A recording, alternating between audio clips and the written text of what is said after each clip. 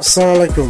আপনারা smooth UI phone কিনতে চান, পাশাপাশি ব্যাটারি সিস্টেম খুব ভালো থাকা লাগবে, স্যামসাং গ্যালাক্সি M07 এই ফোনটি দেখতে পারেন।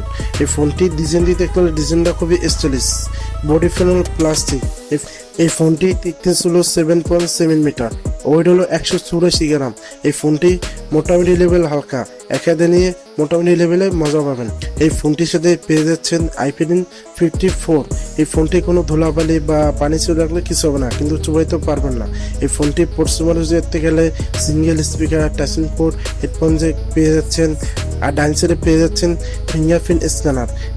এই ফোনটির সাথে অ্যান্ড্রয়েড ভার্সন 15 পেয়ে যাচ্ছেন, আর 7টা মেজর আপডেট পেয়ে যাবেন। এই ফোনটির সাথে একটা জিনিস আমার ভালো লাগছে, এই ফোনটির সাথে 7টা মেজর আপডেট পেয়ে যাচ্ছেন।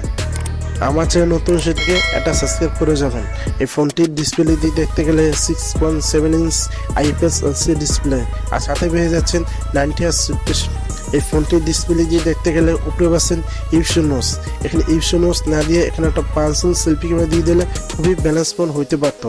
এই ফোনটি চীন অ্যান্ড বাজার দেখতে গেলে দাম হিসেবে পারফেক্ট। এই ফোনটি মিডিয়া কমিউ করে মোটামুটি লেভেলে মজা পাবেন।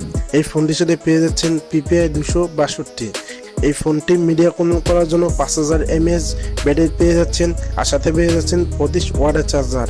এই ব্যাটারি থেকে টানা 2 দিন ব্যাটারি ব্যাকআপ পেয়ে যাবেন, আর 25 ওয়াটের চার্জার থেকে মোটামুটি লেভেলে চার্জ উঠাইতে পারবেন। এই ফোনটি মার্কেট প্রাইস হলো 12,000 টাকা। 12,000 টাকায় 464 ভেরিয়েন্ট পেয়ে যাচ্ছেন।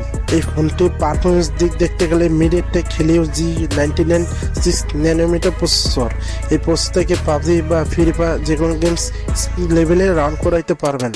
এই ফোনটির সাথে দুটো শুটার পাচ্ছেন, 50 মেগাপিক্সেল মেন ক্যামেরা কোয়ালিটি ভালোটা ছবি ক্যাপচার করতে পারে, আর 2 মেগাপিক্সেল ডেড camera. Main camera video shoot করতে পারবেন 1000p 30fps 60fps পর্যন্ত করা যায়। আর 8 megapixel selfie camera video shoot করতে পারবেন 1000p 30fps। আমার ভিডিও ভালো লাগলে একটা লাইক করে যাবেন।